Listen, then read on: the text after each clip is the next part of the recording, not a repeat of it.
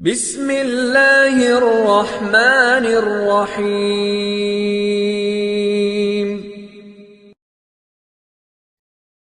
السلام علیکم ورحمۃ اللہ وبرکاتہ۔ ان الحمد للہ والصلاة والسلام علی رسول اللہ، اما بعد۔ اعوذ باللہ سمیع العلیم من الشیطان الرجیم، من حمزہ ونفخہ ونفثہ۔ بسم اللہ الرحمن الرحیم۔ اللہم صلی علی محمد وعلی آل محمد کما صلیت علی ابراہیم وعلی آل ابراہیم انک حمید مجید۔ اللہم بارک علی محمد وعلی آل محمد کما بارکت علی ابراہیم وعلی آل ابراہیم انک حمید مجید۔ رب اشرح لی صدری ویسر لی امری واحلل عقدۃ من لسانی یفقہوا قولی۔ جیسا کہ آپ سبھی کے علم میں ہے کہ اس مہینے کی 15 شعبان کو ہمارے ہاں برصغیر پاک و ہند میں ایک تہوار منایا جاتا ہے جسے شب برات کہتے ہیں، اور اس رات میں عبادات کے نام پر جو بدعات و خرافات کا بازار گرم کیا جاتا ہے وہ کسی سے چھپا نہیں ہے۔ ہر بار اس بات کی تلقین کی جاتی ہے، اور ہم نے اپنے پچھلے پروگرام میں اس کی مکمل تفصیل بھی بیان کی تھی، اور اس بات کی تلقین بھی کی تھی کہ خدا را ان رسومات سے بچیں، دور رہیں۔ لیکن ہمارے ہاں کچھ لوگ اس بات کو ماننے کو بالکل تیار نہیں، اور ہر سال بڑھ چڑھ کر ان رسومات میں نہ صرف حصہ لیتے ہیں بلکہ نت نئے کاموں کا اضافہ کرتے رہتے ہیں، جیسا کہ اس بار بھی کیا گیا، اور ایک الگ ہی انداز سے اس کام کو سر انجام دیا گیا، جس کی ویڈیو ہم آگے چل کر بطور ثبوت اپنے اس پروگرام میں شامل کریں گے۔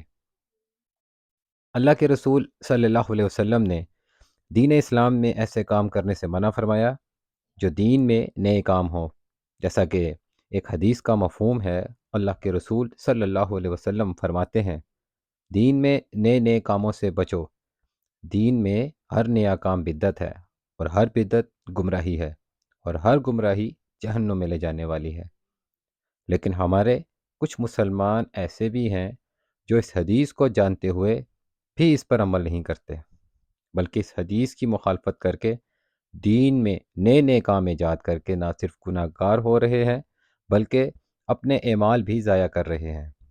ہماری آج کی اس ویڈیو میں بھی ہم ایک اہم پیغام ان لوگوں کے لیے جو اس طرح کے کاموں میں ملوث ہیں، جن کو اس طرح کے کام کر کے کوئی فائدہ نہیں، آپ اتنی مشقت کرتے ہیں، اپنا وقت لگاتے ہیں، پیسہ لگاتے ہیں، صرف نیت یہ ہوتی ہے کہ اس سے کوئی فائدہ حاصل ہوگا یا ثواب ملے گا، لیکن ایسا حقیقت میں کچھ نہیں، بلکہ اس میں آپ کی جان، مال اور وقت ضائع ہو رہا ہے۔ آپ اپنی ان تمام قیمتی چیزوں کو خیر و بھلائی کے کام میں صرف کیجیے تاکہ آپ کو اس کا دنیا اور آخرت میں فائدہ ہو۔ جیسا کہ اس ویڈیو میں ہم دیکھ سکتے ہیں کہ کس قدر اہتمام کیا گیا ہے، قبرستان میں جشن منایا جا رہا ہے، قبروں پر چونا کاری کی گئی ہے، قبروں پر چراغاں کیا گیا ہے، بہت زیادہ روشنیاں کی گئی ہیں، برقی کمکموں کا استعمال کیا گیا، اور قبروں کے ارد گرد نہ صرف دیے جلائے گئے بلکہ مختلف انداز میں آتش بازی بھی کی جا رہی ہے، جس سے قبر میں موجود لوگوں کو کوئی فائدہ حاصل نہیں ہو رہا، اور قبرستان کو ایسا سجایا گیا ہے جیسے کوئی شادی ہال ہو یا کوئی فنکشن ہو رہا ہو۔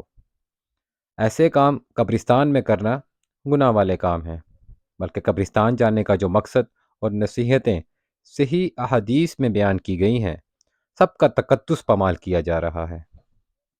قبرستان جانے اور قبروں کی زیارت کرنے کے حوالے سے احکام شریعت کیا ہیں، اور صحیح احادیث میں اس متعلق کیا تعلیم دی گئی ہے، آئیے اس متعلق کچھ احادیث کا مطالعہ کرتے ہیں تاکہ ہم اس بات کو سمجھ سکیں کہ ہمارا قبرستان جانے کا اصل مقصد کیا ہے اور ہمیں وہاں جا کر کیا کرنا چاہیے۔ سب سے پہلے مسند احمد کی ایک حدیث کا مفہوم ہے۔ سیدنا ابن عباس رضی اللہ عنہ روایت کرتے ہیں کہ محمد رسول اللہ صلی اللہ علیہ وسلم نے قبرستان جا کر غیر شرعی کام کرنے والی عورتوں پر لعنت فرمائی ہے، اور ان لوگوں پر بھی جو قبروں پر مسجدیں بناتے اور ان پر چراغاں کرتے ہیں۔ اور صحیح مسلم کی ایک حدیث کا مفہوم ہے کہ سیدنا بریدہ رضی اللہ تعالیٰ عنہ روایت کرتے ہیں کہ نبی کریم صلی اللہ علیہ وسلم نے فرمایا کہ میں نے تمہیں قبروں کی زیارت سے منع کیا تھا، اب تم ان کی زیارت کیا کرو۔ اور اسی طرح صحیح مسلم کی ایک اور حدیث میں ہے، سیدنا ابو ہریرہ رضی اللہ عنہ روایت کرتے ہیں کہ رسول اللہ صلی اللہ علیہ وسلم نے فرمایا کہ تم قبروں کی زیارت کیا کرو، اس لیے کہ یہ تمہیں موت کی یاد دلاتی ہیں۔ لیکن یہاں ان احادیث پر کوئی عمل نہیں، بلکہ زور و شور سے ان احادیث کی مخالفت کر کے ایسے کام کیے جا رہے ہیں جو باعث گناہ ہیں۔ اور پھر جیسا کہ ہم شب برات کے حوالے سے یہ بات بیان کر چکے ہیں کہ اس کا قرآن و سنت میں کوئی وجود نہیں، یہ بات کی ایجاد ہے۔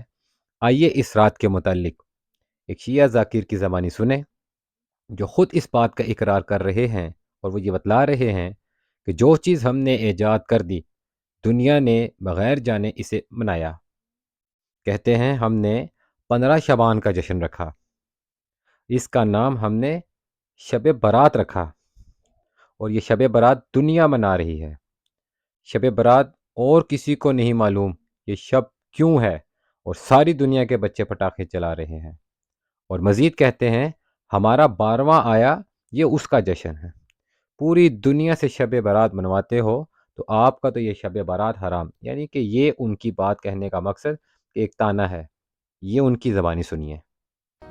آپ نوروز کی بات کر رہے ہو، جو چیز ہم نے ایجاد کر دی دنیا نے بغیر جانے اسے منایا۔ ہم نے 15 شعبان کا جشن رکھا، اس کا نام ہم نے رکھا شب برات۔ دنیا منا رہی ہے شب برات، اور کسی کو نہیں معلوم کہ یہ شب کیوں ہے،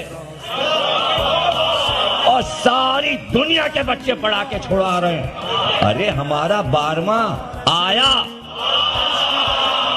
یہ اس کا جشن ہے۔ پوری دنیا سے شب برات منوا تو آپ کا یہ شب برات حرام۔ نوروز پہلے امام کا، شب برات آخری امام کی، نہ وہ حرام ہے نہ یہ حرام۔ اس کے سننے کے بعد شاید کہ ان لوگوں کو یہ بات سمجھ آ جائے کہ یہ دین میں نئی ایجاد ہے۔ اس رات کسی بھی قسم کی آتش بازی کرنا، چراغاں کرنا کسی بھی صحیح حدیث سے ثابت نہیں۔ جو منا رہے ہیں ان کے پاس اس عمل کی کوئی دلیل نہیں، اور جنہوں نے ایجاد کی وہ اپنی بات ڈنکے کی چوٹ پر کہہ رہے ہیں، لیکن ان کو پھر بھی اس بات کی سمجھ نہیں آ رہی۔ اللہ مالک سے دعا ہے کہ اللہ سبحانہ و تعالی ہم سب کو ہدایت نصیب فرمائے، صراط مستقیم پر چلائے، اور خالص دین اسلام یعنی قرآن و سنت پر عمل کرنے کی توفیق عطا فرمائے۔ آمین یا رب العالمین۔ ھذا ما عندی واللہ اعلم بالصواب۔ السلام علیکم ورحمۃ اللہ وبرکاتہ۔